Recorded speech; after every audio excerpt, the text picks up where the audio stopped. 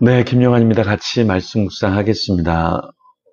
앞으로 이제 우리가 묵상할 미가서는 제가 개인적으로 유학할 때 공부했던 본문입니다.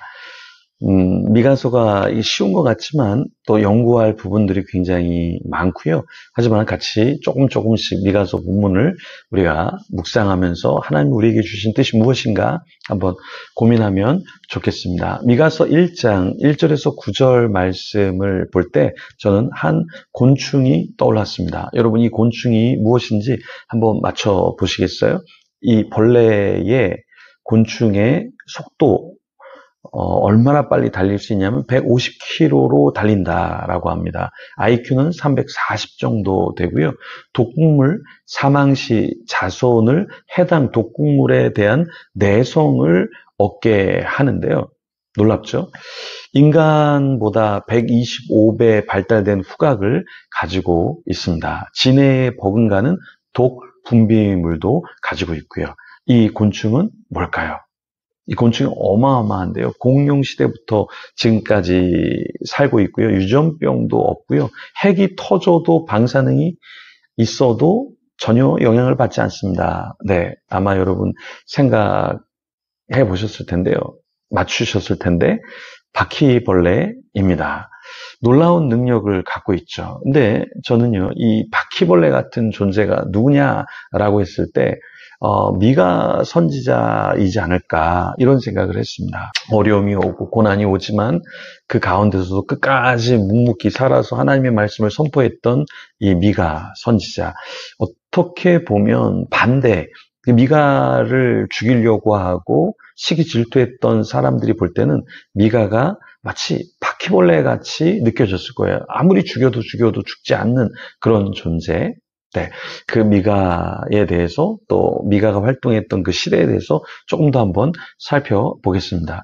미가서 1장 1절에 보면 유다 열왕 요담과 아하스와 히스기야 시대에 모레셋 사람 미가에게 임한 여호와의 말씀 곧 사마리아와 예루살렘에 관한 묵시다 이렇게 이야기를 하고 있습니다. 이 말씀에 보면은 미가가 활동했던 시기, 그 시기는 어떠한 시기였냐면 요담왕 그리고 아하스, 히스기야 왕이 다스리던 그런 시대였어요. 근데 이 시대의 특징이 무엇인가 살펴보면요. 첫 번째, 요담은 산당을 허물지 않았어요. 그러니까 산당이라는 건 우상 숭배하던 그런 장소인데요. 그러니까 산당을 허물지 않고 그냥 예배를 드렸으니까 신앙이 어떻게 됐겠습니까? 굉장히 혼합적인 신앙을 갖고 있었겠죠. 요담은 그의 아버지 우시야와 조금 달랐습니다. 우시야는 믿음이 있었어요. 그래서 어떻게든 산당을 허물려고 했어요. 그런데 그 아들 요담은 그렇게 하지 않았다라는 거예요. 이 산당에서 성공, 바알의 신을 섬기고 쾌락의 신 아세라를 섬겼던 곳이었는데요. 그 다음 이 아하스라는 사람인데요. 이 아하스는 아수르를 의지했습니다. 그러니까 하나님을 의지하지 않고 그 시대의 강력한 왕을 의지하면서 하나님 앞에 기쁨이 되지 못했죠. 그러니까 친아수르 정책을 펼쳤습니다.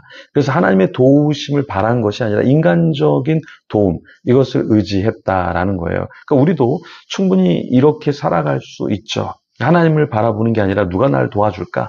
누가 나한테 이익이 될까? 이렇게 주변 사람들을 찾는 그런 신앙, 것이 건강하지는 않을 수 있겠죠. 그리고 세 번째, 히스기야는 반아수르 정책을 펼쳤고 산당을 허물려고 했어요. 그래서 우리가 남유다의 어떤 의로운 왕을 이야기할 때 우시야, 히스기야 이런 사람들을 거론하는 게 바로 산당을 허물려고 했기 때문에 그랬던 것이죠.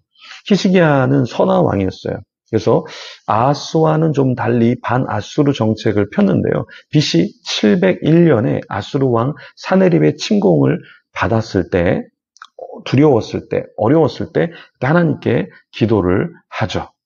이렇게 해서 이 미가는 새 왕 재위 기간 동안에 예언 활동을 했습니다. 사회 배경은 어떠했냐면 2절에 보면 백성들아 너희는 다 들을지어다. 땅과 거기에 있는 모든 것들아 자세히 들을지어다. 주 여호와께서 너희에게 대하여 증언하시되 곧 주께서 성전에서 그리하실 것이니라.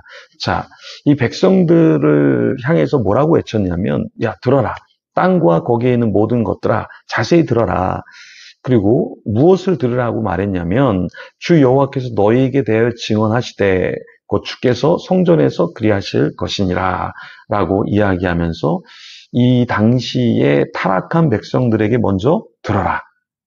왜 이렇게 이야기했냐면 그 당시에 사마리아 사람들이 죄를 지었고요. 그렇다고 해서 남유다 사람들은 경건했느냐? 그렇지 않았죠. 영적인 죄악이 가득해 있었습니다. 그래서 영적인 죄악뿐만 아니라 사실은 종교적인 타락도 있었어요. 윤리적인 타락이 있었습니다. 그 내용이 이제 우리가 미가서를 살펴보면서 계속해서 마주하게 될 건데요. 그래서 이런 시대에 미가가 말씀을 전했다라는 거예요. 미가는 어떤 인물이냐면 미가는 그 이름 자체가 어떤 뜻이냐면 누가 여호와와 같은가 그게 미가예요. 사람들이 미가 이렇게 부를 때 어떤 말이었냐면 누가 여호와와 같은가 이런 말이었다라는 거예요.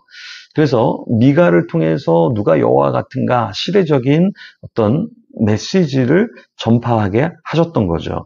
미가의 출생을 보면 갓지파 중에 모레셋이라는 가문의 사람이었습니다. 미가는 갓지파 중에서 모레셋 출신이었으니까 아주 작은 마을 출신 사람이었어요. 그러니까 큰 선지자가 되기에는 출신 배경이 너무나 약했죠. 그렇지만 하나님이 그런 미가를 붙잡아서 사용을 하셨던 것입니다. 그럼 오늘 본문의 메시지에는 어떤 내용이 있냐면 두 가지 주제를 갖고 있는데요. 하나는 하나님의 심판의 메시지예요. 그러니까 미가서 전체, 소선지서 전체에 나오는 핵심적인 주제는 뭐냐면 하나님의 심판이다라는 거예요. 그래서 하나님의 심판이 있기 때문에 너네 조심해야 돼 라는 메시지가 있고요. 또 하나의 중심된 메시지는 무엇이냐면 하나님의 구원이에요. 너희들이 죄를 졌지만 그래도 나는 너희들을 구해낼 거야. 이게 하나님의 메시지입니다. 그래서 1, 2장에는 백성들에 대한 하나님의 메시지가 있고요. 첫 번째 설교가 1, 2장에 있고요. 또 두 번째 설교 메시지는 3장에서 5장에 있어요. 역시 들으라 라고 이야기하면서 시작해서 백성들에게 깨우침을 주려고 하고 계셨습니다. 또 6, 7장에는 또 설교가 나오는데 여호와 하나님이 또다시 들으라 라고 얘기하면서 그 백성들에게 하나님의 마음을 전달하려고 하셨죠. 그래서 이 미가서는 크게 3편의 설교가 들어있는데요. 다 들을지어다, 들어라 라는 말로 시작을 하고 있다라는 거예요. 근데 왜 들으라고 말했냐면 죄에 대한 심판, 그것을 너희들이 당하지 않으려면 희망의 메시지를 받으려면 너희들이 회개해야 된다라는 것입니다.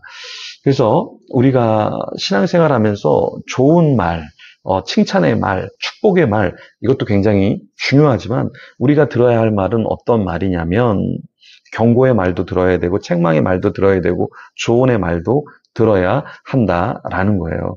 왜냐, 하나님 뜻에 우리가 어긋나게 되면 결국 우리가 심판받게 되고 우리가 저주를 받게 되잖아요. 그래서 우리도 이 하나님의 말씀을 듣는 그런 축복을 누리는 저와 여러분이 되기를 소망합니다. 그래서 3절 말씀에 이런 말씀이 있어요. 여호와께서 그의 처소에서 나오시고 강림하사 땅의 높은 곳을 밟으실 것이라. 하나님이 높으신 곳을 밟으시면서 이 땅을 심판하겠다라고 하시는 거죠. 근데 여기서 높은 곳은 그 당시에 이 산당, 우상 숭배가 어디에서 자행이 됐냐면 높은 곳. 산당은 높은 지형에 있었거든요. 그래서 하나님께서 그 이방 신전을 다 부숴버릴 거다. 그리고 너희들의 악을 내가 가만두지 않겠다라는 것이에요. 그래서 하나님이 이 백성들의 죄, 그 야곱의 후손들로 이스라엘의 백성들로 살아가는 너희들이 지은 죄를 하나님께서 간과하지 않겠다라는 겁니다. 그래서 미가를 통해서 돌아와라 하나님께서 메시지를 주신 거예요. 그래서 우리도 이 하나님의 말씀이 강단에서 떨어질 때 또 이런 메시지를 통해서 떨어질 때 우리가 기억해야 할 것이 있습니다. 무엇이냐면 우리가 최후의 심판이 오기 전에 지금 오늘 우리가 회개함으로 하나님의 축복의 대상이 되어야 한다라는 거예요. 안 그러면 주님께서 이렇게 말씀하셔요. 6절에 이러므로 내가 사마리아를 들에 무더기 같게 하고 포도심을 동산 같게 하며 또 그 돌들을 골짜기에 쏟아내리고 그 기초를 드러내며 그 새긴 우상들은 다 부서지고 그 음행의 값은 다 불살라지며 내가 그 목상들을 다 깨트리니 그가 기생의 값으로 모았은즉 그것이 기생의 값으로 돌아가리라. 그래서 하나님께서 음행하고 또 우상 숭배하고 그래서 모았던 모든 것들 그것들을 하나님께서 다 없애버리겠다라고 말씀하셨습니다. 이 말씀이 우리에게도 동일하게 적용될 수 있기 때문에 우리도 애곡하기 전에 슬피 이 애곡하는 타조같이 애곡하는 그런 현상이 우리에게 없도록 해야 되겠습니다. 8절에 보면 들깨같이 애곡하고 타조같이 애통하리니 이런 말이 있는데요. 타조가 이렇게 운다.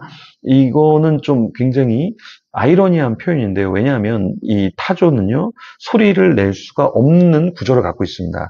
그런데 그 성대가 없기 때문에 그런데요. 그 성대가 없는데 소리를 낼 수 없는데 이제 타조가 이렇게 소리를 내는 게 굉장히 구슬프게 들리거든요. 그래서 그러한 애통, 그런 것이 너에게 있을 수 있으니까 너희들이 회개해야 돼라는 메시지를 주님이 주시는데요. 우리가 지금 회개하지 않으면 나중에 타조처럼 슬피 우는 존재가 된다. 이것을 우리도 기억하면서 우리가 주님 앞에 더 회개하고 주님을 기쁘시게 하는 저와 여러분이 되기를 소망합니다. 이 시간에 그런 자 되도록 같이 기도하며 주님 앞에 나가겠습니다.